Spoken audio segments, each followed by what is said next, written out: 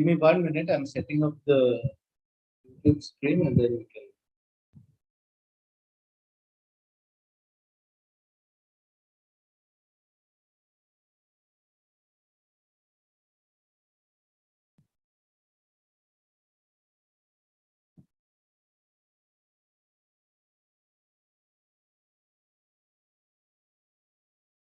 After prayers.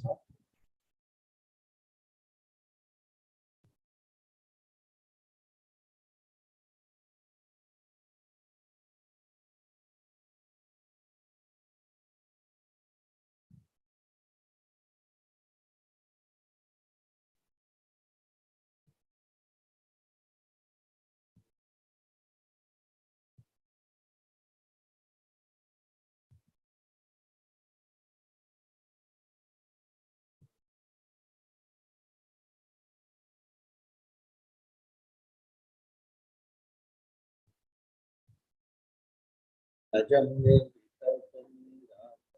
ekam anandam param nirgunam nirvishesham niriham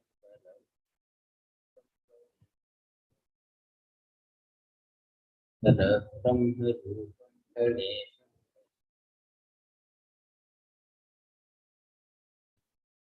saraswati namastubhyam varade kamyaram karishyami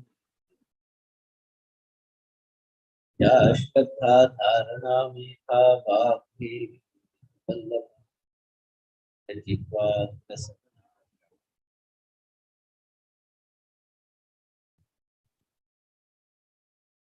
Om Vyakhya prakatita para brahma tattvam Vashishtante vasati Acharyendram karakalita chinnutram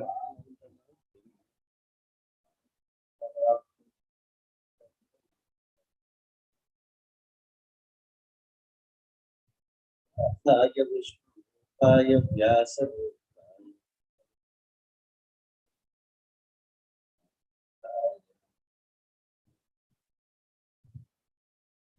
Yam prabrajantam anupetam apeta krityam dvaipayanam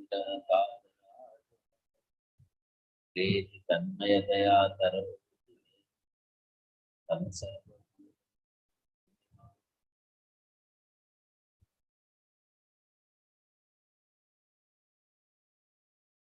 Smriti Purana Namale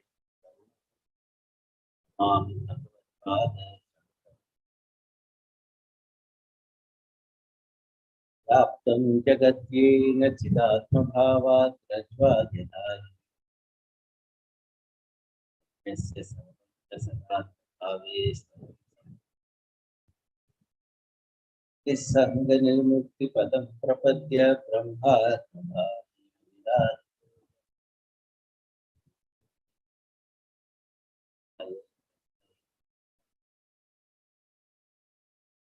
Samasta Jana Kalyane Nigatam Tanayam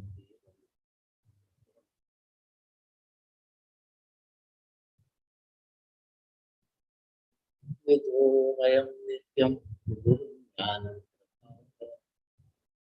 Ekatkanade Nashtabhya Janmadyasya yatonvayaditarataschartheshvabhinyaswarat Ine brahmantayad kavaye yantiyachunayah Tejo varimridam yatha vinimayo yatra trisargo mrisha Namna svena sada nirastatmakam satyam param Dharma prochita kaitaputra paramo nirmatsaranam sata Vidyam vastavam atmavastu Srimad Bhagavate Mahamudite Paparayishvaraha Vidyavaruchyate Prakshanaati Nigama kalpataror dalitam phalam shukkamukhat apatatravasanyutam Vibhatat Bhagavatam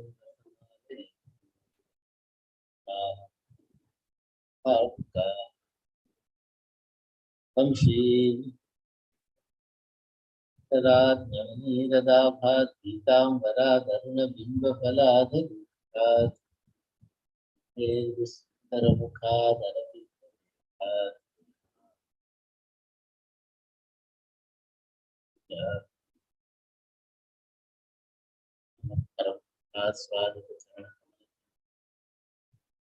जनमानस निवासाय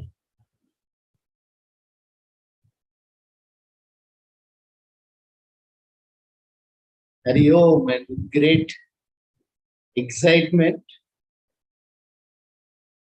I'm ready to dive right in to this week's topic, which is Dhruva Charitra. We have been studying the fourth canto, where, as I explained last time, there are 4 stories, one each to illustrate Dharma, Artha, Kama, and Moksha. So for Dharma, we saw the story of Lord Shiva. Now today for Artha, we see the story of Dhruva. We have to also connect it to the overall narrative thread where Shuka Maharshi is taking us through the lineage of Swayambhu Manu. So we saw the stories of his 3 daughters. Now we take up the story of his son Uttanapada. The other son Priyavrata story will come in the next canto. The rest of this canto is Uttanapada and his descendants. So Uttanapada, the name itself, means somebody whose feet are above. That is, he's upside down, misplaced priorities. Or somebody who is happy to just sit back, relax, put his feet up, and enjoy the pleasures of the world. So Uttanapada is basically you and me. Our mind is only Uttanapada. And as we look at this Dhruva Charitram, we should see the Adhyatmic aspect of it in parallel. Then suddenly the story gains a whole powerful new significance. So this Uttanapada had 2 wives, Suniti and Suruchi. Suniti is the older one, Suruchi is younger. But Uttanapada had much more fascination for attraction towards Suruchi, and so he neglected Suniti completely. He left her in one corner of the palace and did not give her any attention or importance. Again, she connected to our experience. Suruchi means what is ruchi, what is enjoyable, what we like. And Suniti, what is good. So what in the Upanishad is called Shreyas and Preyas. Right? So Shreyas is Suniti, Preyas is Suruchi. Nirvritti Marga is Suniti, Pravritti Marga is Suruchi. And our mind always runs towards Pravritti. It runs towards Preyas. That's why it is Preyas. That which is light, that which is pleasant, that which we enjoy is Preyas. And the mind naturally gravitates towards that. But is that healthy for us? What are the results of that? We'll see. So the child of our Suruchi is called Uttama. See, when all our minds, effort, attention, everything is on finding the things we like, finding more and more enjoyable, pleasant,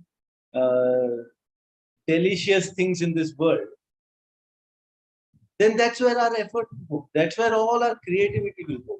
Then we have tremendous progress in the world outside, as we have seen. We invent such amazing things. Uttama, the best of the best we are able to create in the world outside.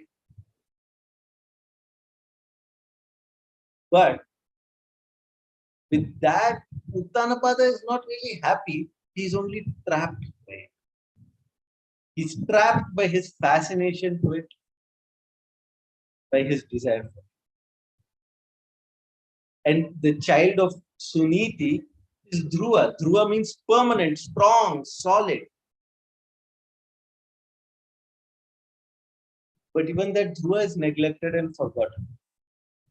Dhruva represents this Shraddha.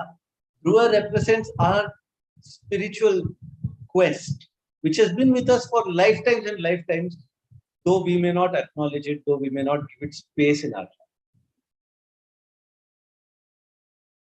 And if on one occasion that Dhruva pops his little head up and comes to sit on the lap of Uttanapada, that is what?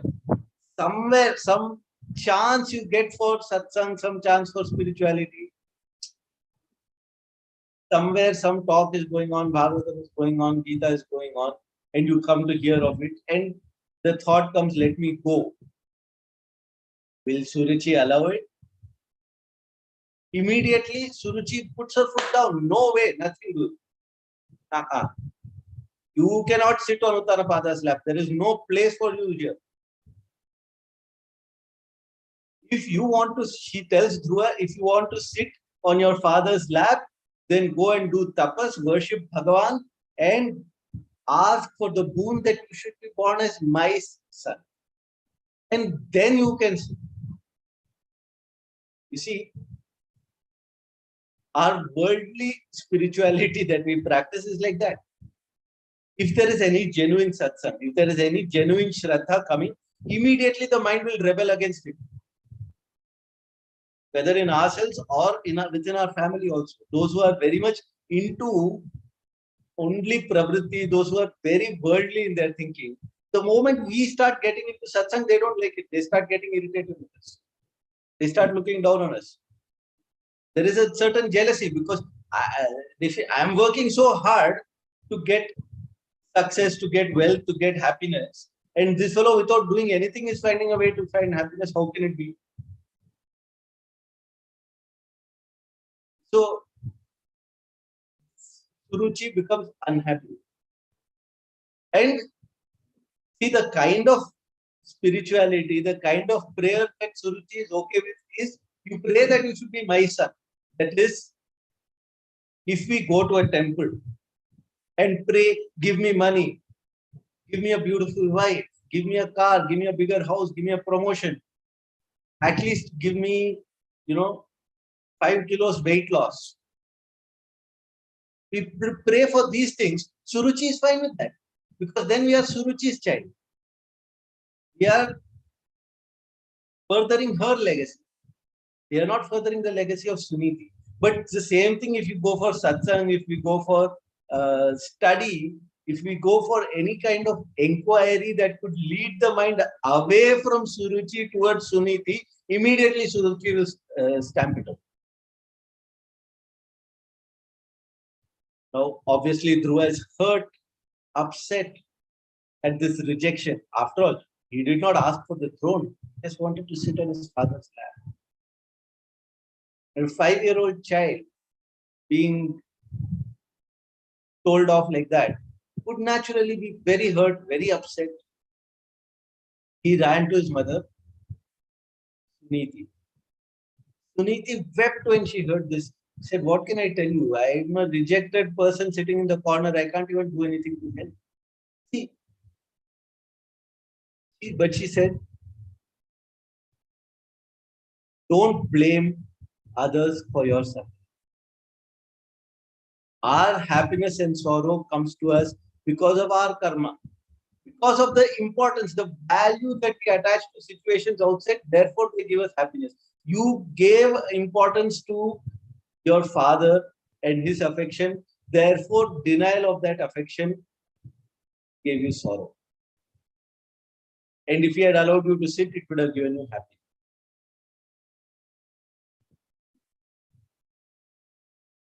So it is that attachment, that importance that we give to it that causes joy and sorrow, not the events themselves. It is our karma that causes joy and sorrow, not anybody outside us. There's no point blaming them. They are just nimitta matra. They are only instruments for it to happen. If it wasn't through this person, it would be through somebody else. So don't hold any grudges. See Suniti's thinking. This is why it's Suniti. It is always that noble, higher vision of life. She says, now what can you do? We can't start playing politics and try to weaken Suruchi's position and all that. The only thing to do, see, she has said many things. In that, what is good you take. Everything else you leave aside. He said you worship Bhagavan. No, that is very good. So do that. And then we'll see if Bhagavan is able to bless you, then, I mean, with Bhagavan's blessing, what is not possible? You do that. So she was saying this just thinking that that child will, say some prayers at night before sleeping or something like that. But the moment she said, he said, you're right. And he just walked off. Where are you going? She called after him. I'm going to the forest to do penance. Bye. He just left home, left the palace, left the city, walked off. He was going along the highway, muttering to himself. And guess who showed up there? Now we come to the entry of the main character, important character in Dhruva's life. That is Sadguru Sri Narada. Naradastu upakanya nyatva tasya chikirshitam sprishva murdhanyakagnena panina praha vismitaha. Narada upakanya. Narada heard what all happened. How did he hear? Was he standing outside the palace and eavesdropping? No. Wherever a genuine seeker reaches a situation where their unfoldment is at hand, the Guru's instinct will kick in and the Guru will come. Gurudev gives the example of the bee naturally coming towards the flower as it starts to open. He says, you blossom, the Guru will come naturally to extract the nectar from it. So Narada Muni came. And he knew everything that was going on, what was in this child's heart. And the first thing, he touched him on his head. Prishva Murthy. It doesn't just say he touched him on his head. Aghagnena Panina. These words are so beautiful and so moving. His hand, it's called Aghagna Pani. That one touch of that hand removes all sin. When I read this, I can't help thinking of Gurudev. That hand not only touched me, embraced me, fed me, played with me. When I think of that, the gratitude that fills my heart, I don't. Prishva Murtni Akhagnena Panina Praha Vismitaha. Amazed at the dedication of this child, amazed at his Dridha Sankalpa to perform this tapas, Narada Muni takes a moment. He just wonders at the tejas of this boy. And he says, Beta, where are you going? And Dhruva tells him the whole story. So Narada says, Are, you're just a little boy. Where is this insult and honor and all for you? You're at the age where you should not even be aware of such things, let alone leave home.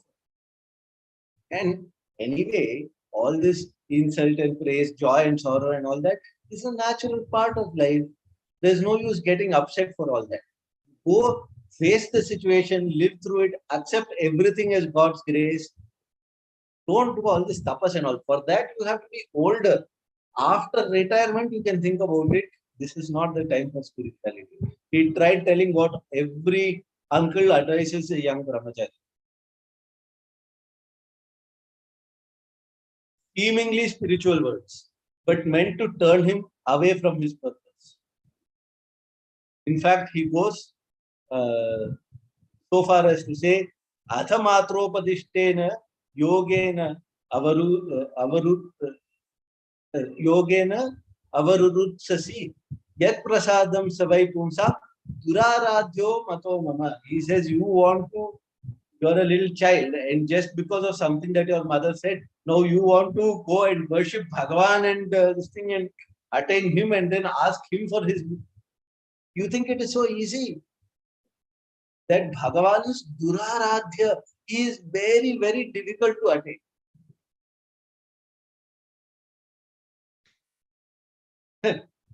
Difficult to attain. Dhruva laughed at him. He said, "Are you joking, Naradji? It is not even 5 minutes since I have left home.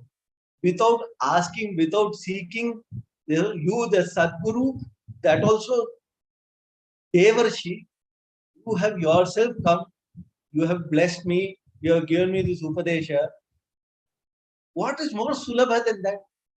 Bhagavan has said, Tasyaham Sulabha Partha, he is available at every moment to us. How can we say he is Duraradhya? No, no, no. He is at every moment freely and totally available to us. It is we who are making ourselves unavailable to him. If anything, Duraradhya is you and me, not Bhagavan.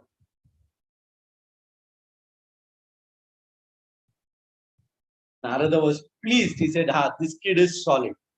And then he said, okay, now I'll tell you what to do. You go to Madhuvan. It is a forest near Vrindavan, which is a very special place. It is where many of the most intimate leelas of Radha Krishna took place. It is where Radha used to get dressed and Krishna used to come and try to peep at her and play with her. And it is where Rasa Leela happened many times. It is where the famous Banke Bihari Murti was manifested. That is the place where even the trees are said to be Gopikas who are still standing stunned at Krishna's beauty. And there, Narada Muni says, you go because there are no dangerous animals there. There is nothing to fear.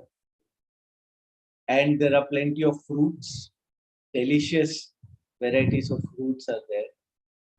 So you will be well fed. And Mother Yamuna is there. You have plenty of water to drink. And there peacefully you can do your penance. And he teaches him the form, how to meditate on Bhagwan's form.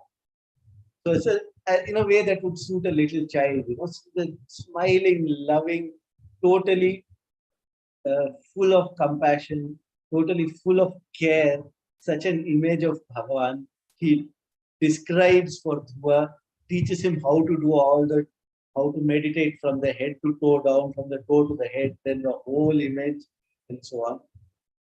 Teaches him how to do pranayama.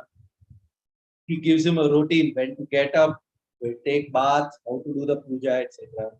And then he says, now I will teach you a mantra. And it is not just Narada teaching you. Bhagavatam is giving this mantropadesha to all of us. Yapascha paramo guhyah shruyata me nripatmaja yam saptaratram prapathan puman pashyati khecharan. You have to do japa of that parama mantra, that secret mantra, which I am going to tell you now, O Prince. By doing japa of this within 7 days, you will be able to see Khecharan. Khecharan, all these creatures floating around in space. What is the use of that? What is the use of that? To see bhutas and pishachas, why should I do japa? To run away from them, I meant. No, the commentators say Khechara means those who come from above, from the sky, to take us the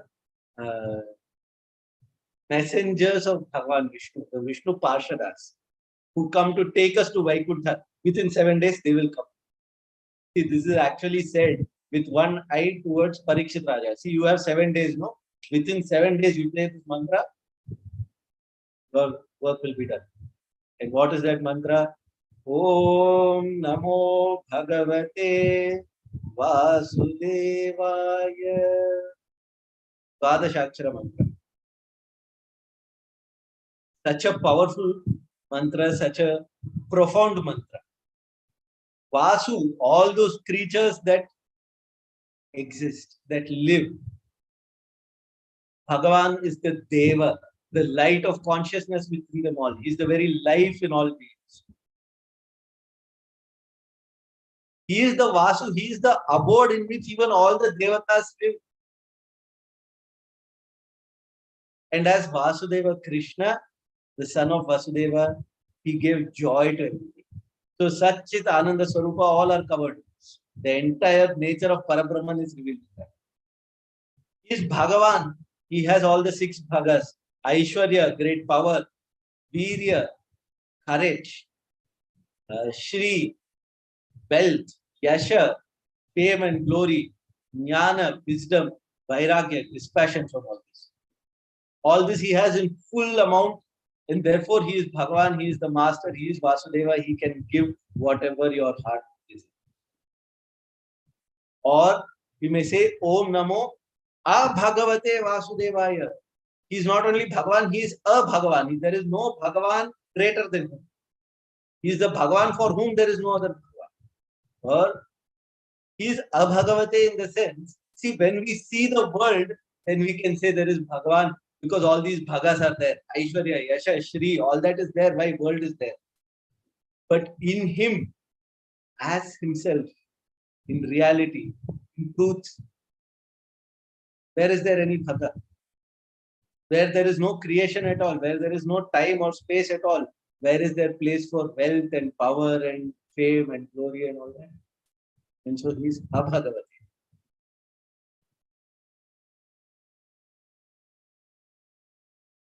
There is a lot we can contemplate on this mantra.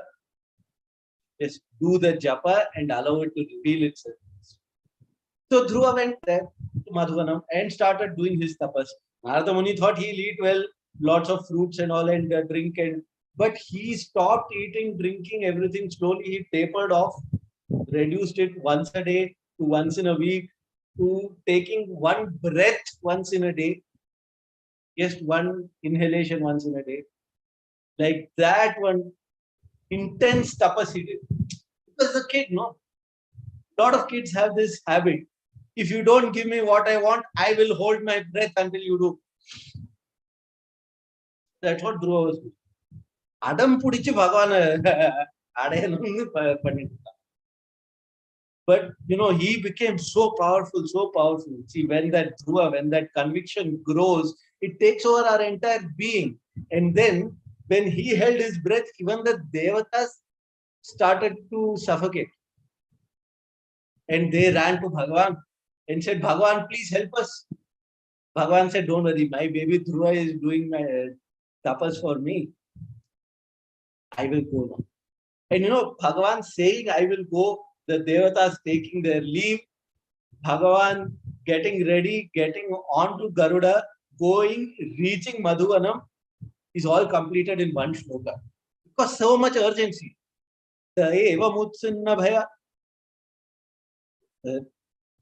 Eva mutsanna bhaya urukrame kritavanama prayustrivishtapam sahasra shirshap tato garutmata madhurvanam bhritya ditrikshaya gata. Out of desire to see that Dhruva, we do penance for Bhagavan's darshan. Bhagavan, out of desire to see this child, he came running. Sahasra Shirsha.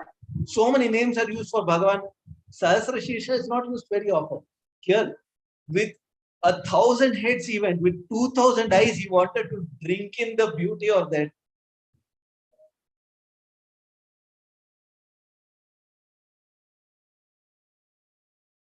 And he ran on Garuda, because Garuda represents Vedas. So the entire wisdom of the Vedas was revealed along with the Anubhava, that is Bhagavan, to our Dhruva. So when Dhruva was there in meditation, Bhagavan went and put in front, Dhruva didn't even notice. So Bhagavan withdrew the form on which Dhruva was meditating in his heart. The moment that vision was removed, he was really upset and he opened his eyes in shock. And what he saw inside exactly was replicated also. Exactly as Narada described, down to the hair, down to the Shankachakra Gada Padma. everything was exactly as Narada described, that expression, that smile, the love, everything was there. And that darshanodgat, that darshanenagata sadha sakshita vavan datangam vinamaya dandavat dridhyam prapashyan pravivad nivarnatah Chumban nivasena bhujairivashlishan. That Dhruva didn't know what to do. He did namaskaram, then he wanted to hug Bhagavan. Bhujairivashlishan. He kissed him. Chumban nivasena. He looked at him as though drinking him up with his eyes. Prapivan niva. See the way a child meeting a father after a long time would want to be hugged and kissed and held, and everything that he wished he could have got from Uttanapada, he got from Bhagavan. Now he wanted to do a stuti. But she was a 5-year-old. He had not even had a Yajnapavitam or gone to the Gurukula, not learnt even the basic how to read and write yet. How can he do a stuti of Bhagavan? Who even Sharada Devi struggles to describe. But seeing him, Bhagavan smiled. He took his conch and touched it to that child's cheek. That conch is Brahmamayena Kambuna. That is the word used by Bhagavatam. It is Brahmamaya. It is Vedamaya. And see, Bhagavatam uses Kambu, not Shankar. Because for somebody who has that firmness of a Dhruva, who is so strong in faith, in tapas, in dedication, in their purpose, then that word Shankha, even by mistake, should not come. That there should not be even the doubt of a doubt there. Therefore, the word Kambu is used. And when Bhagavan touched, the word started flowing from Dhruva. Yontah pravishya amavacha vimam prasuptam sanjeevayathyakhila shakti dharaswadhamna अन्यांश्च हस्तचरणश्रवणत्वगादि नाडान् नमो भगवते पुरुषाय तुभ्यम्. Bhagavan, you are the Purusha, you are the spirit with him. You are sitting inside me and speaking. You are sitting inside me and listening. So Antah Pravishya, you have entered me and Imam Vacham, these words you are speaking. Sanjivayati, these words were there, they were sleeping in all of us. You have woken them. And you have given them the light of your presence. You have given them beauty. You have brought them out. And it is not only that, but when I speak and I am listening, others are listening. You are the one sitting in their heart and listening also. The movement of the hand is yours. The movement of the legs, the ears, all our indriyas are functioning. It is all you. Why? Our very breath. You are breathing our every breath for us and keeping us alive at every moment.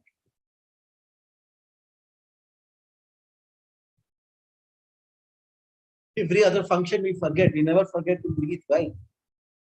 Bhagavan is remembering us at every moment. That's why our breath doesn't stop. If you were to forget us for a moment, our breath will stop. It doesn't. So he has constant smarana of us, whether we have smarana of him or not. That's why I chant the shloka every time at the end of our session. To remind me, it is not I who am speaking. And it is not I who is listening also. It is not I who is doing any of this. All Bhagavan, Bhagavan, Bhagavan. And he does a beautiful stuti, and in the end, Bhagavan says, what do you want? And he says, Bhagavan, people ask for all sorts of things, It is childish to ask for all the rotting, dying things of this world after attaining you who are Amrita Swarupa. So if I have to ask something, then I will ask this. Bhaktim muhu pravahatam tvayi me prasango uyadananta mahatam amala ashayanam yenanjasolpana muru vyasanam bhavabhi Neshe Bhavadguna Kathamrita Panam Matta. Let this bhakti keep flowing through me. Let it be an endless pravaha, let it be a waterfall through me. Let it wash away any trace of ego. And if I have to have attachment, let me have attachment. Strong prasanga, let me have attachment. Remember Kapila Gita, to those who are detached. To those Mahatmas who are Amalashyanam, whose mind is ever pure, filled with you and you alone. May my attachment be there to those great masters. And in their company, effortlessly, I will cross over this bhavabdi. I don't even have to think about it. I will reach as easily, as effortlessly, as unconsciously as a drunkard who is driven home by his friends. You're comparing yourself to a drunkard? Yes. I will be drunk on Bhagavad Katha. Bhavad Guna Kathamrita Panam Matta. I will drink this Katha until I am totally passed out, intoxicated, unaware of anything other than. I will wipe out this bhava, this maya, this all this samsara. I will just drink until it is forgotten.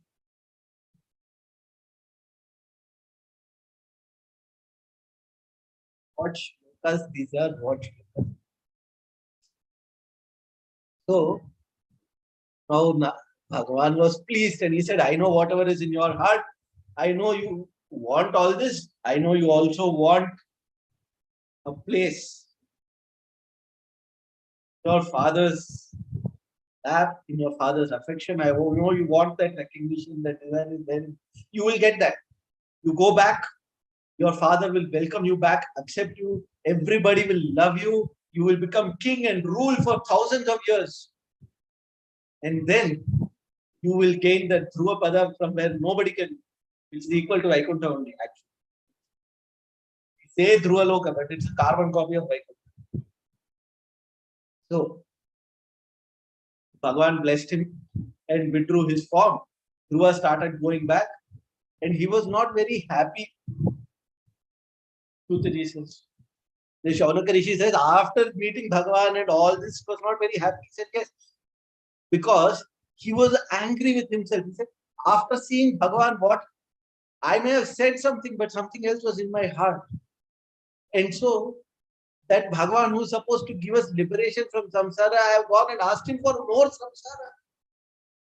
What kind of a fool am I? I have been cheated by Maya. And so he went back. Everybody welcomed him home, including Suruchi. Because when Dhruva grows so strong, Suruchi loses its power. Then that Ruchi also moves into Niti. It develops a Ruchi for Niti.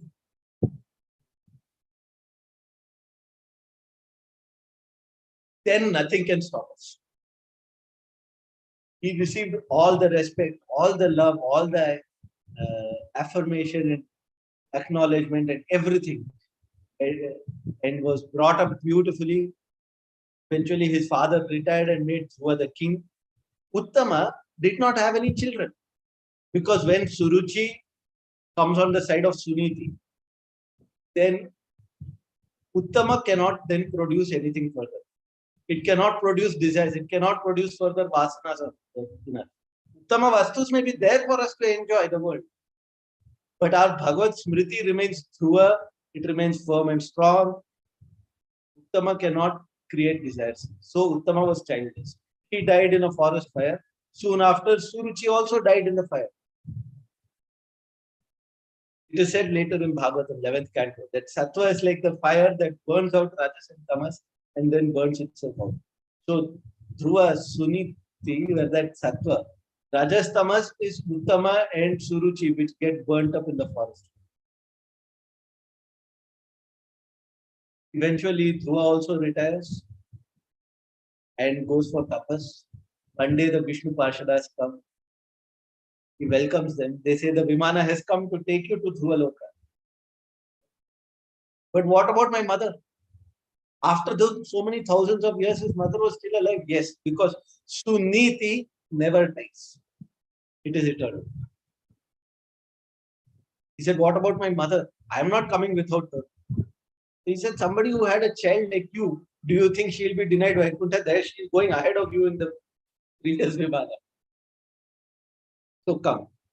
As he was about to enter, Yamaraja came running. He said, nobody can leave here without passing by me. Dhruva said, Maharaj, you know, Bhagavan himself has assigned this loka for me. That's why I'm going. But Yamaraja said, rule is a rule. You have to cross over me and go. Dhruva said, okay, tell me what I have to do. Immediately, Yamaraja bowed down in front of him, bent his head. He said, keep your foot on my head and go. The master of death.